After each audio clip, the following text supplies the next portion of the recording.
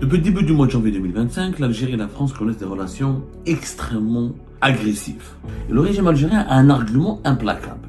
C'est pas de ma faute, c'est la faute à l'extrême droite française. Sauf qu'en Italie, un pays avec lequel les relations sont extrêmement stables, c'est l'extrême droite qui domine. C'est Madame Giorgia Meloni, qui est la présidente du Conseil des ministres d'Italie. C'est l'équivalent de Marine Le Pen en France. Entre Giorgia Meloni et Marine Le Pen, ou Bruno Retailleau, ou Éric Zemmour, il n'y a pas de grande différence. Quand on voit la politique qui a été pratiquée par Madame Giorgia Meloni au niveau de l'immigration, elle a montré une certaine dureté inédite en Europe. Elle a conclu un accord avec un autre pays européen, qui ne fait pas partie de l'Union européenne pour le moment, qui s'appelle l'Albanie, qui est le voisin de l'Italie, pour créer en Albanie des centres de détention et de rapatriement des migrants. Elle a créé l'externalisation de la gestion de l'immigration. C'est comme si l'Algérie va prendre des migrants maliens ou des Nigériens et elle va les mettre dans un centre de rétention en Tunisie et elle va dire aux Tunisiens, vous les gérez et je vous appellerai et je vous dirai quoi faire. Est-ce que vous allez les expulser ou est-ce que vous allez nous les rendre? C'est ce que fait Giorgia Meloni. Elle a externalisé la gestion de l'immigration. C'est de l'extrême droite pure. Il n'y a aucune différence. Depuis le début du mois de janvier 2025, l'Algérie et la France connaissent des relations extrêmement agressives. Voilà. Le mot, on a du mal à trouver les adjectifs qualificatifs pour décrire la situation actuelle. Comme disait Benjamin Stora, nous sommes dans une crise historique et inédite entre les deux pays sur le plan politique et diplomatique. Ça ne va pas. Ça va très très mal. Et le régime algérien a un argument implacable. C'est pas de ma faute, c'est la faute à l'extrême droite française qui exerce une influence ou une emprise de plus en plus importante et inquiétante sur l'appareil décisionnel de l'État français. Et la venue ou la nomination ou l'arrivée au pouvoir en France de certains ministres issus de la droite dure qui composent avec l'extrême droite ou qui reprennent à leur compte l'idéologie de l'extrême droite française est évoqué comme étant le principal argument du régime algérien pour expliquer la détérioration et l'aggravation des mauvaises relations avec la France. On vise notamment des gens comme Bruno Retailleau, on parle beaucoup d'extrême droite, de l'influence de Marine Le Pen sur le pouvoir français actuel, de Éric Zemmour, de les flirts entre certains anciens dirigeants français ou des diplomates français comme Xavier Driancourt avec l'extrême droite française. On estime que l'extrême droite est la principale, le mal absolu qui explique pourquoi ça va de plus en plus mal entre l'Algérie et la France. Sauf que le régime algérien se contredit et en matière de fréquentation ou de relation avec l'extrême droite, il s'avère que le régime algérien n'est pas du tout un exemple de vertu, puisqu'en parallèle, le régime algérien entretient et il vit une véritable lune de miel avec un autre pays où l'extrême droite est au pouvoir et elle a les pleins pouvoirs. Parce qu'en France, elle n'a pas encore les pleins pouvoirs. En France, Emmanuel Macron a nommé François Bayrou, il est issu du centre, l'extrême droite et la droite dure ne détient pas encore tous les pouvoirs. Même si elle a fait des percées importantes, mais même si elle domine le Parlement français en partie, même si elle a des scores électoraux très importants depuis les élections européennes et les élections législatives anticipées, même si elle risque d'avoir une présidente ou une présidente issue de l'extrême droite ou de la droite dure et conservatrice qui est assimilée aussi, qui est considérée par le régime algérien comme étant une annexe de l'extrême droite d'ici 2027, il n'en demeure pas moins qu'en France, pour le moment, c'est pas l'extrême droite qui décide de tout. Sauf qu'en Italie, un pays avec lequel les relations sont extrêmement stables et fiables et aimables avec le régime algérien, c'est l'extrême droite qui domine. L'extrême droite domine. La preuve de cette contradiction, schizophrénie du régime algérien à l'égard des mouvements de l'extrême droite en Europe. Récemment, depuis plusieurs jours, en tout cas, le ministre de l'Intérieur algérien, Brahim Rad, a fait une visite 6 jours en Italie pour une visite de travail, une visite de courtoisie, même une visite de coopération pour renforcer la coopération bilatérale avec l'Italie. Hier, le 29 janvier 2025, Monsieur Brahim Rad, ministre algérien de l'Intérieur, département régalien, l'un des ministres les plus importants, ancien directeur de campagne de Abdelmajid Tebboune pour le deuxième mandat, pour sa campagne pour le deuxième mandat présidentiel lors des élections présidentielles anticipées de septembre 2024, Brahim Rad a déclaré que les relations algéro-italiennes connaissent une dynamique remarquable, traduisant la volonté politique d'Abdelmajid Tebboune et du président italien, Sergio Mattarella, d'approfondir les relations entre les deux pays. Les relations algéro-italiennes connaissent ces dernières années une dynamique remarquable et soutenue en matière de coopération conjointe dans divers secteurs. Ce qui traduit en effet la volonté politique du président de la République, Majid Tebboune, et de son frère, le président de la République italienne, Sergio Mattarella. J'ignorais que Majid Tebboune considérait le président italien comme son frère. Brahim Rad a parlé de relations de coopération dans le secteur de l'intérieur, dans plusieurs secteurs, et que tout se passe bien avec l'Italie. Sauf qu'en Italie, ce que Brahim Rad, il ment. Pourquoi il ment? Parce que ce n'est pas Sergio Mattarella, le président italien, qui décide. En Italie, le système politique italien n'est pas un système présidentiel. L'Italie est une république parlementaire, elle est composée de 20 régions, dont 5 autonomes. C'est le gouvernement qui est responsable devant 2 chambres du Parlement, et c'est lui qui dispose du pouvoir législatif et de toutes les prérogatives pour diriger et gouverner le pays. Que ce soit la santé, l'éducation, la sécurité, le développement économique, etc. Le chef d'État, le fameux Sergio Mattarella, qui est le frère d'Abdelmajid Tebboune, ne décide pas, ne dirige pas l'Italie. Celle qui dirige l'Italie, c'est Madame Giorgia Meloni, qui est la présidente du Conseil des ministres d'Italie depuis le 22 octobre 2022, ça fait plus de 2 ans, et Madame Meloni est la leader de l'extrême droite italienne. C'est l'équivalent de Marine Le Pen en France. Entre Giorgia Meloni et Marine Le Pen, ou Bruno Retailleau, ou Éric Zemmour, il n'y a pas de grande différence. Pour ne pas dire qu'il y a des similitudes extrêmement fortes. Je m'explique. Ce n'est pas Sergio Mattarella qui décide en Italie. Pourquoi? Parce que l'Italie, le président, le chef d'État, a des prérogatives limitées, honorifiques. Il est élu pour un mandat de 7 ans. Son rôle, son rôle est d'être arbitre. Sergio Mattarella, son rôle est d'être arbitre. Il nomme les membres du gouvernement en fonction de la victoire aux élections législatives. Il n'a pas le droit d'être de nommer l'équivalent d'un premier ministre ou un gouvernement qui serait contraire aux résultats des élections législatives. Il peut désigner uniquement 5 sénateurs à vie. Il préside le conseil de la magistrature. Il peut donner des grâces, mais pas plus que ça. Il dirige un conseil de sécurité avec l'armée italienne, etc. Mais ses pouvoirs sont honorifiques. C'est-à-dire, il ne peut pas décider des lois de finances, des mesures économiques, de l'éducation, de la santé, même au niveau de la coopération internationale, de la politique étrangère. Celle qui dirige le pays et qui a toutes les prérogatives et qui est vraiment la détentrice du pouvoir en Italie, c'est la présidente du Conseil des ministres d'Italie, l'équivalent du Premier ministre. C'est Madame Giorgia Meloni. Donc, si les relations, l'interlocuteur de l'Algérie, ce n'est pas le président italien, comme le dit Monsieur Brahim Rad, ce n'est pas Sergio Mattarella, c'est Giorgia Meloni. Les accords de coopération, les projets, les investissements. L'Italie, c'est le premier client du gaz algérien, je rappelle, c'est notre principal client, c'est notre plus grand acheteur de gaz algérien. Chaque année, on exporte énormément de gaz pour l'Italie et ça augmente. On n'a pas les chiffres les plus actualisés. En tout cas, l'Italie, elle consomme plus de gaz, elle nous achète beaucoup plus de gaz que l'Espagne, la France et d'autres pays. Nous avons un gazoduc important avec l'Italie qui a été lancé depuis les années 70.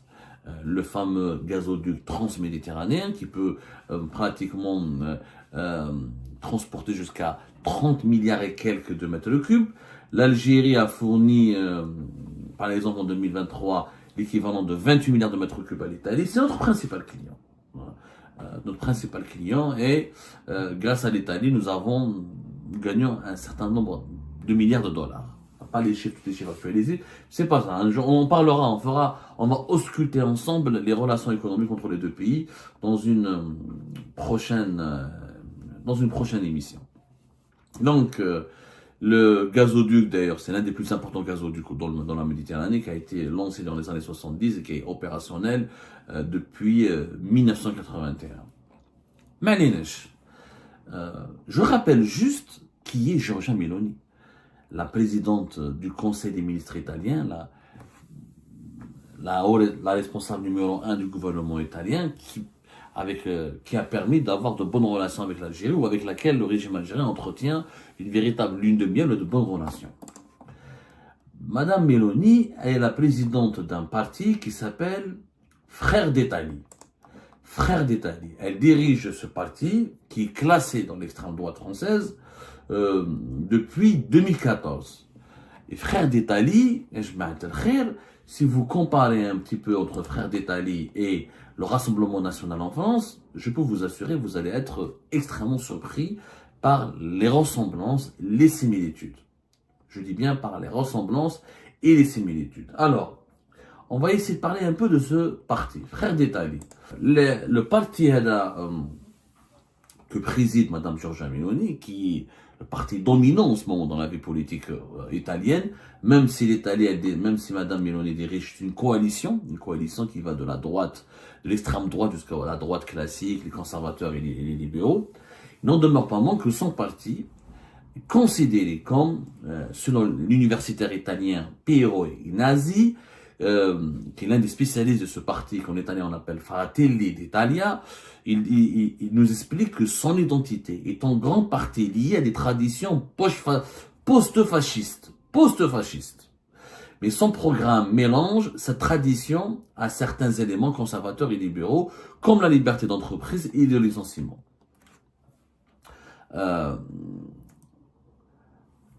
Ce parti de Madame Meloni, il parle de la souveraineté populaire, il parle de liberté, il parle de démocratie, il parle de solidarité sociale, mais dans son histoire, le parti Frères d'Italie, ou la Fratelli d'Italia, c'est un parti qui est le successeur de la formation d'extrême droite, d'inspiration fasciste, le fameux mouvement social italien, MCI. C'est un grand mouvement de l'extrême droite italienne, qui a été dirigé par un leader italien charismatique et très connu, qui avait suscité beaucoup de polémiques en Italie, Gianfranco Fini. Et l'Alliance nationale, c'était aussi un autre parti, un autre mouvement d'extrême droite.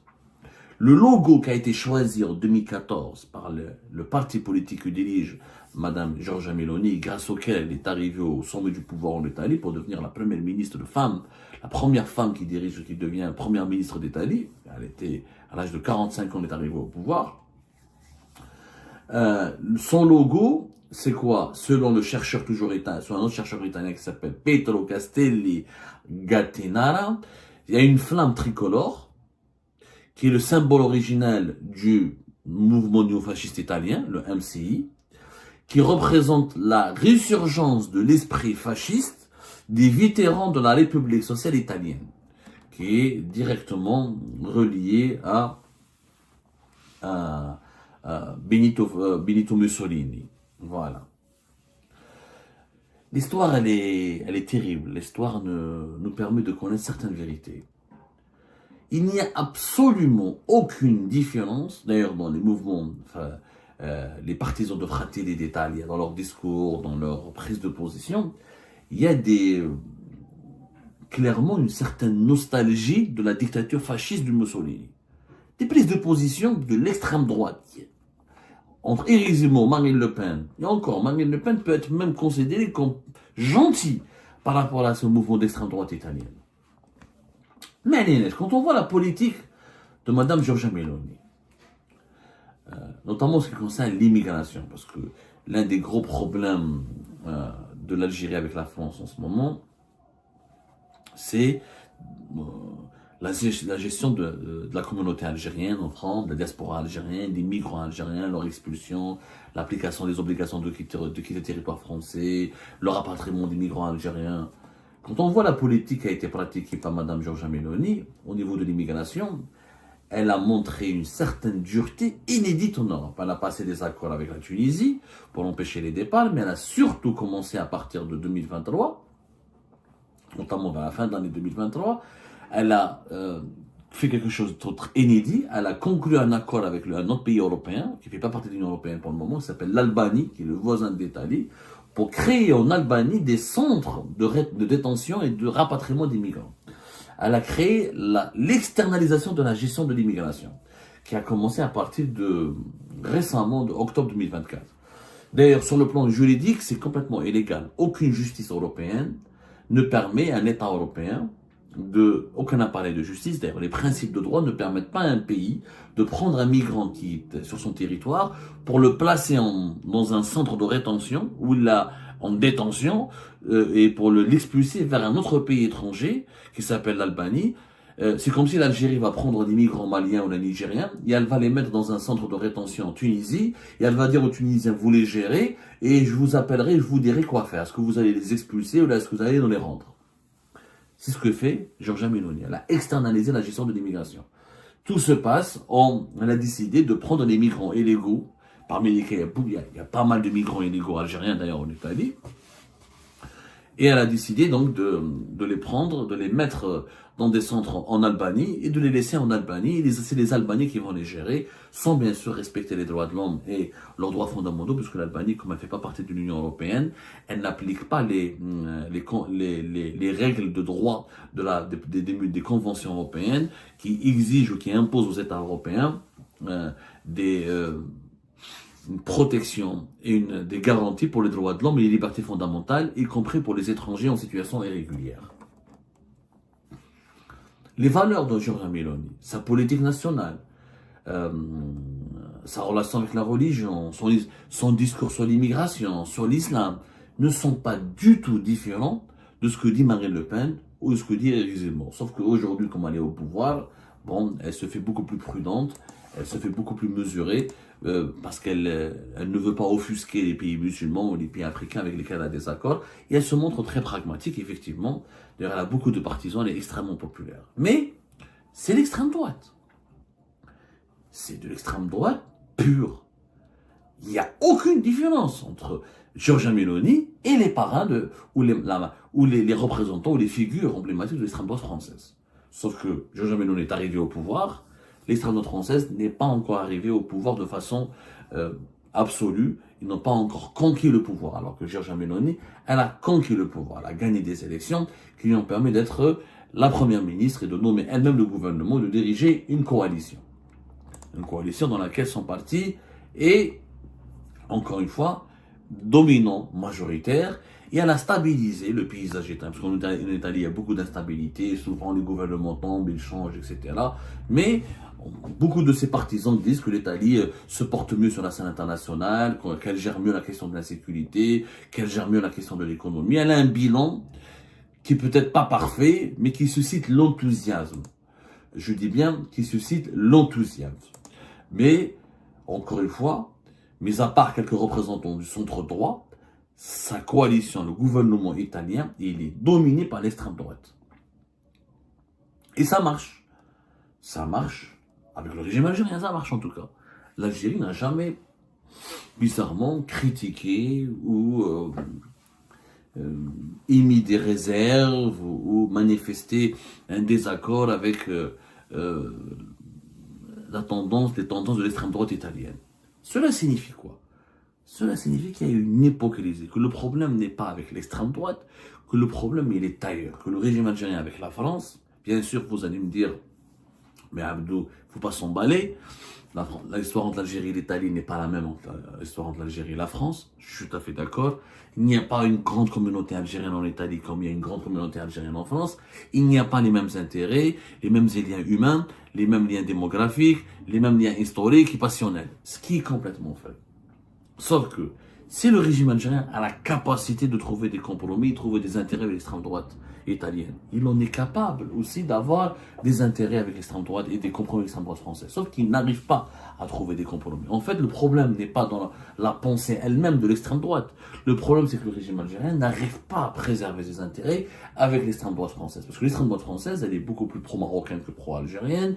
Elle ne veut pas ménager le régime algérien. Elle ne veut pas que le régime algérien déploie des relais de propagande et des relais de lobbying sur le territoire français. Et elle ne veut pas construire une alliance avec lui. La France n'a pas autant besoin du gaz algérien comme l'Italie.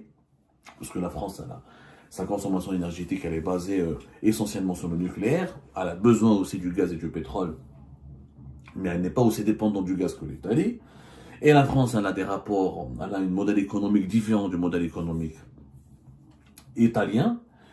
Et les dirigeants de l'extrême droite française ne voient pas ne conçoivent pas leur relation avec l'Algérie comme le font les dirigeants d'extrême droite italienne.